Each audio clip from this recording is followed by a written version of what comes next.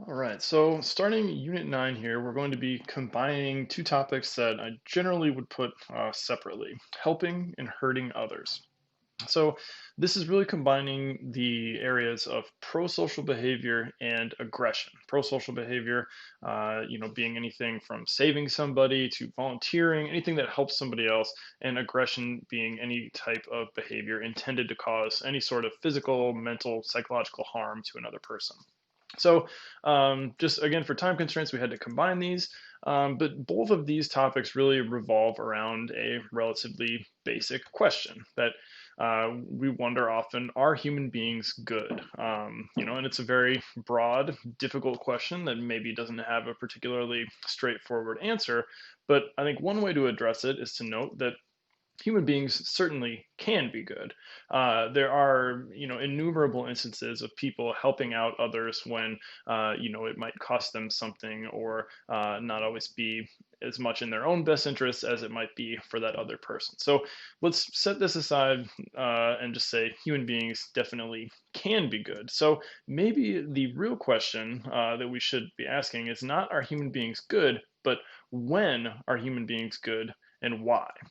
And this is a very social psychological approach to this question, right? It's not just about some sort of state of being, it's about how situational forces and motivations might influence us to behave in a particular way under particular circumstances. So it's helpful to also make a few distinctions before we go any further here.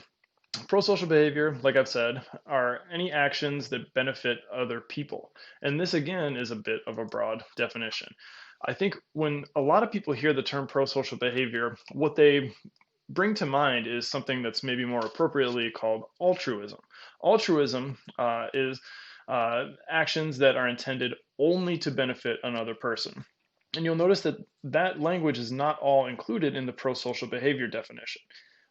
Pro-social behavior includes any sort of action that might benefit the helper. So if you are helping somebody to look good or to get a favor in return later, that is still pro-social behavior, even if you might have a more selfish motive behind it. Altruism is when you are only helping to benefit the person that you are helping. There's no reward involved. And you can think about a distinction between the consequences and causes of these two things. Pro-social actions are anything at all that have positive consequences for another person. Altruism it comprises actions that are caused by selfless motivations. And, it's a more difficult question. Is there even a real sense of altruism in the world? Does anyone ever do anything that's only benefited to help other people, that's only intended to help other people? And that's a maybe more difficult question to answer that we, to be honest, might not get a terribly satisfying answer to by the end, but I'll try to give you some of the information there. We can also make a distinction between altruism and egoism. So, altruism, again, helping other people with no expectation of reward or outcome.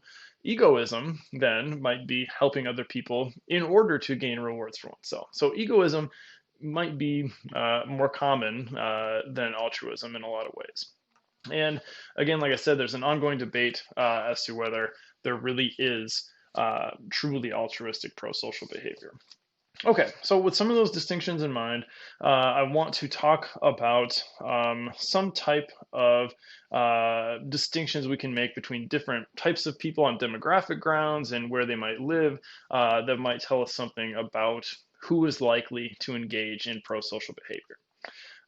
Like many things, there do tend to be gender differences in pro-social behavior, but it's not necessarily with the frequency of overall pro-social behaviors. It's sort of the type of pro-social behavior that might be happening along gender lines. So men tend to be more likely to help when it is something that is very visible and might seem heroic. So men are more likely to be the people that rush in when they believe someone is injured or needs to be protected, because these are more showy types of behaviors that maybe play more to the stereotypical strengths of men. Women, on the other hand, are more likely to help when it requires a long-term commitment and often some kind of care or nurturing. So women are much more likely to volunteer than men, and they are much more likely to do pro-social things that we might not generally think about as pro-social behavior. Caring for an elderly loved one or caring for a child is an act of pro-social behavior, right? You're doing that to help that other person, even if it does benefit you. And because of the ways that gender roles shape a lot of things about our society, for better and far often for worse, those jobs tend to be pushed off on women much more than they are pushed off on men. So, these are not necessarily always choices that people are actively making for themselves to engage in these types of pro-social behavior at different rates. It might often be structural things about our society that leads to men and women having different types of pro-social behavior. But um, it's also important to note how pervasive this difference is, that it does tend to be pretty constant across different cultures and regions. So it's not necessarily just something about Western culture. It is a very pervasive idea that seems to influence the difference between how men and women behave across cultures. Another interesting question might be, how does social class influence volunteering or more broadly pro-social behavior?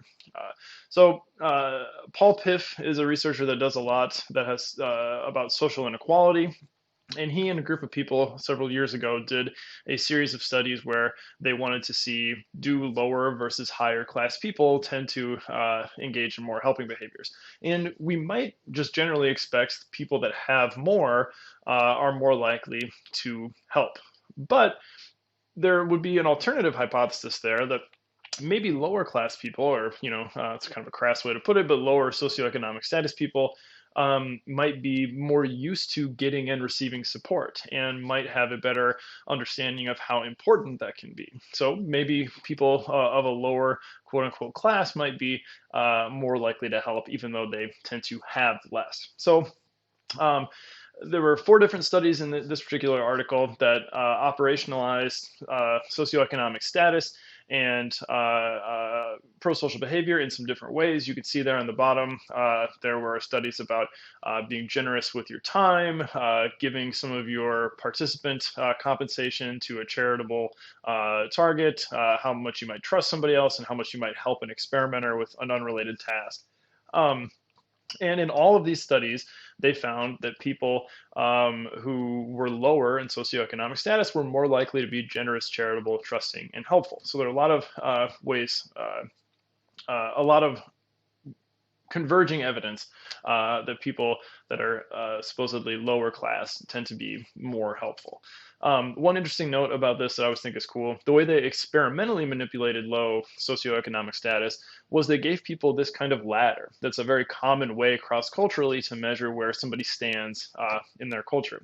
And usually you just measure it via self-report like they did in this first study on generosity, and have people place themselves, like, do you think you're higher or lower on this ladder, and like pick the number of the rung that you would find yourself at. But what they can do is manipulate labels on there, with like maybe for the people to make people feel like they're high in socioeconomic status, you might put $40,000 a year as a salary at the top, and more people are going to put themselves closer or at the top. But if you put $250,000 a year at the top, then people are going to feel like they need to indicate themselves further down. So you can experimentally manipulate how high up on the ladder people are going to be able to put themselves. And people that were kind of pushed further down the ladder by that experimental manipulation ended up being more charitable. So it's not even necessarily an objective thing about how people relate to others in society. It might be how you feel about your place in society, even from moment to moment. Another interesting difference to mention is religiosity and how that might influence helping behaviors. And more religious people do tend to report more helping behaviors. Certainly on surveys, people that more regularly attend religious services, which is a very common way to measure religiosity, not a perfect way to do it, but it is a good proxy. Those types of people are more likely to report that they volunteer and give to charities. But when you try to look at actual helping behaviors, there does seem to be a difference that religious people are more likely to help in ways that are more publicly visible. So if it is something that you're not going to get credit for necessarily, then there aren't actually any differences in helping behavior between religious and irreligious or non-religious people. So much like how men tend to be more helpful in scenarios where they're going to look heroic or chivalrous, people that are religious seem to be more likely to help, but only if it's going to, reflect positively upon them from some sort of public attention, it seems.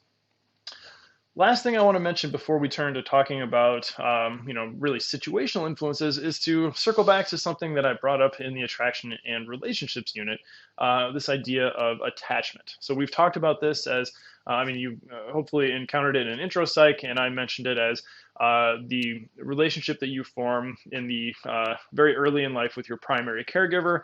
Ideally, you form a secure attachment where you are able to rely on them when you need them, and this paves the way for you to have mature and lasting relationships as adults. If you can't always rely on that parent, sometimes they show up, sometimes they don't, you might have an anxious ambivalent attachment and have trouble forming close relationships because you are concerned people are not going to return your affections. And if you can never rely on your parents in early childhood, you might develop an avoidant attachment where you, have a problem trusting other people basically later in life and find it difficult to develop relationships for that reason. Well, attachment is not only important for these close types of relationships, but attachment style is a really strong predictor of how likely people are to help other people as well.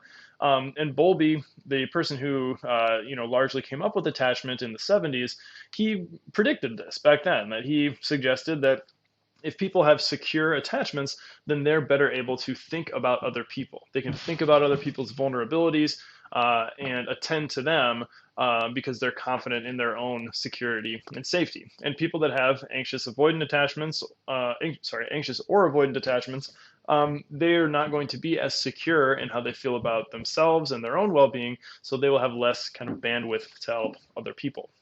So he predicted attachment security should predict pro-social behavior. And lo and behold, I'm not going to go through all these different examples, but the more secure your attachment, the more likely you are to help, whether it's engaging in volunteerism more often or helping people that are in need in some sort of like study where you're set up to see somebody in distress, giving somebody support in general. There are just a lot of studies showing that attachment style, this kind of weird thing that we measure in childhood, really matters a whole lot, paving the way for things for you later in life. Okay, so in the next video, we're going to turn to talk about the real social psychological stuff, how the situation matters.